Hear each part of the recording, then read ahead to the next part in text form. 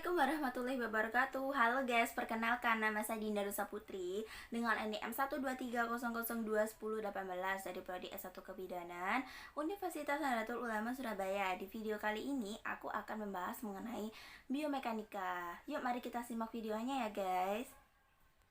Adapun topik yang akan saya bahas pada kali ini yaitu yang pertama, pengertian dari biomekanika, yang kedua, jenis dari biomekanika yang terdiri dari general biomekanik dan occupational biomekanik. Kemudian yang ketiga, saya akan menjelaskan mengenai tulang, kemudian saya akan menjelaskan mengenai jaringan penghubung atau yang disebut dengan connective tissue, dan yang terakhir saya akan menjelaskan mengenai pengertian dari otot. Yuk langsung saja mari kita simak videonya ya guys. Pengertian biomekanika. Biomekanika merupakan salah satu dari 4 bidang penelitian informasi ergonomi, yakni penelitian tentang kekuatan fisik manusia yang mencakup kekuatan atau daya fisik manusia ketika bekerja dan mempelajari bagaimana sih cara kerja serta peralatan harus dirancang agar sesuai dengan kemampuan fisik manusia ketika melakukan aktivitas tersebut. Adapun pengertian dari biomekanika antara lain, di dalam biomekanik adalah ilmu yang mempelajari hukum dan konsep dasar yang mempengaruhi tubuh organik manusia dalam posisi diam maupun bergerak. Biomekanik dibagi menjadi dua. Yang pertama ada biostatik dan yang kedua ada biodinamik. Biostatik yaitu menganalisis pada posisi diam atau bergerak pada garis lurus dengan kecepatan seragam atau uniform. Sedangkan biodinamik adalah gambaran gerakan-gerakan tubuh tanpa mempertimbangkan gaya yang terjadi atau yang disebut dengan kinematik dan gerakan yang disebabkan gaya yang bekerja dalam tubuh atau yang disebut dengan kinetik. Selanjutnya ada occupational biomekanik, yaitu bagian dari biomekanika terapan yang mempelajari tentang interaksi fisik antara pekerja dengan mesin atau material dan peralatan dengan tujuan untuk meminimalkan kelelahan pada sistem kerangka otot agar produktivitas kerja dapat meningkat, atau dapat diartikan sebagai ilmu yang mempelajari hubungan antara pekerja dan peralatannya, lingkungan kerja, dan lain-lain untuk meningkatkan performansi kerja dan meminimalisasi kemungkinan cedera. Selanjutnya ada penerapan biomekanika. 1. Mengevaluasi pekerjaan, apakah berbahaya atau tidak. Yang kedua, merancang kembali pekerjaan yang sudah diterapkan. Yang ketiga, biomekanika membantu memperkecil atau mencegah cedera yang diakibatkan oleh gerakan. Yang keempat, biomekanika membantu menciptakan teknik-teknik baru dalam menampilkan suatu keterampilan yang menghasilkan efektivitas yang lebih tinggi. Nilai dari biomekanika adalah rentang postur atau posisi.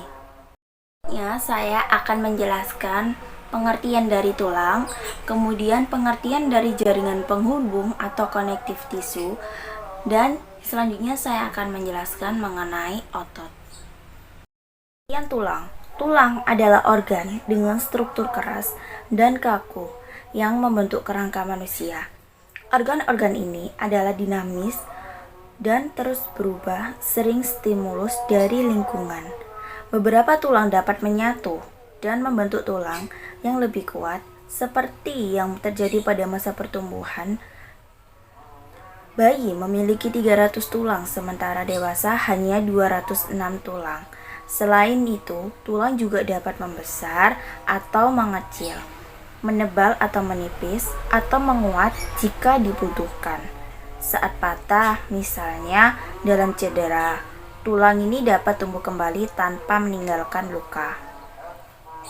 Tulang Tulang ini memiliki banyak fungsi, di antaranya 1. Menjadi penopang dan menciptakan struktur serta bentuk tubuh manusia. 2. Melindungi organ vital yang rapuh. 3. Menghasilkan sel darah putih dan merah. 4. Menyimpan lemak dan mineral yang dikeluarkan tubuh membutuhkan sehingga berperan penting dalam homeostasis.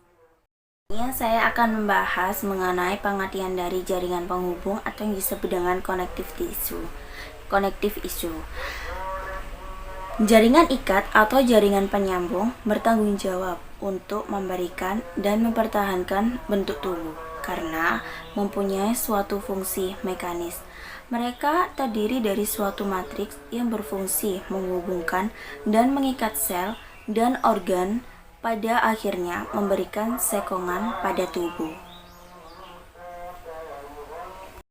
Jaringan ini terdiri dari 3 bagian, 1 kartilage, 2 ligamen, dan 3 tendon. Kartilage merupakan jaringan penunjang yang terdiri atas sel-sel hidup pada tulang rawan yang tersebar pada matriks elastis kondrin. Sedangkan ligamen adalah jaringan berserat yang kuat dan tebal, tetapi elastis. Jaringan ini mengandung kolagen dan bisa ditemukan pada bagian persendian. Karenanya, Anda dapat menemukan jaringan ligamen di sekitar bahu, pergelangan kaki, dan bagian persendian lainnya. Selanjutnya, tendon merupakan jaringan tebal yang berfungsi menempelkan otot ke tulang. Gavin dan Anderson tahun 1984 terdapat 6 penghubung atau link atau konektif. 1. Penghubung lengan bawah yang dibatasi sambungan pergelangan tangan dan siku. 2. Penghubung lengan atas yang dibatasi sambungan siku dan bahu. 3. Penghubung punggung yang dibatasi sambungan bahu dan pinggul. 4. Penghubung paha yang dibatasi sambungan pinggul dan lutut. 5.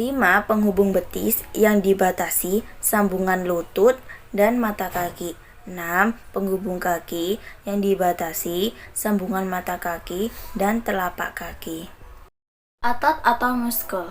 Otot adalah kumpulan sel otot atau serabut otot yang membentuk jaringan dan berfungsi untuk menggerakkan organ tubuh. Dengan adanya otot, rangka tubuh Anda dapat digerakkan karena otot ini merupakan alat gerak yang aktif, sementara rangka tubuh merupakan sistem alat gerak yang pasif. Setiap gerakan yang berada di dalam tubuh ini merupakan hasil dari otot yang berkontraksi. Ada beberapa fungsi lain dari otot-otot dalam tubuh manusia adalah sebagai berikut. Yang pertama, membantu sistem peredaran darah manusia. Yang kedua, membantu proses pernafasan. Yang ketiga, membantu dalam proses pencernaan manusia. Yang keempat, membantu dalam proses reproduksi manusia. Dan yang kelima, yaitu mengatur postur tubuh. Mekanisme kerja otot. Mekanisme kerja otot yang diawali saat otot mendapatkan rangsangan, maka akan berkontraksi. Nah, kontraksi inilah yang menyebabkan adanya sebuah gerakan. Kontraksi pada otot ditandai dengan memendeknya otot. Otot mengembang di bagian tengah dan otot menjadi menegang. Namun sebaliknya, bila otot ini tidak bekerja, maka otot akan kembali mengendur dan relaksasi. Saat berkontraksi, otot yang melekat pada tulang akan ikut berkontraksi pula, sehingga tulang akan tertarik dan bergerak. Kontraksi yang terjadi pada otot dipicu oleh potensial aksi dari sinapsis sel saraf yang menyebabkan ion kalsium oleh retikulum sarkoplasma. Retikulum endoplasma yang terspesialisasi. Di otot, pelepasan ion kalsium menyebabkan terjadinya ikatan antara kepala miosin dan filamen aktin. Saat filamen aktin meluncur menuju lengan sarkomer, otot ini memendek atau kontraksi. Nah, sedangkan mekanisme kerja otot yang terjadi ketika posisi sedang relaksasi, maka filamen-filamen ini akan kembali ke bentuk semula. Nah, begitulah proses mekanisme kerja otot saat relaksasi. Beberapa tahap mekanisme kerja otot. Yang pertama, ketika impuls saraf tiba, di neuron muskular, maka akan terjadi pembebasan asetilkolin. Asetilkolin akan memicu depolarisasi sehingga menyebabkan pembesaran ion Ca2+ dan retikulum sarkoplasma. Yang kedua, saat ion Ca2+ meningkat, maka ion tersebut akan terikat pada troponin sehingga mengakibatkan perubahan pada struktur tropin. Yang ketiga, perombakan ATP akan membebaskan energi yang menyebabkan miosin menarik aktin ke dalam dan juga melakukan pemendekan otot.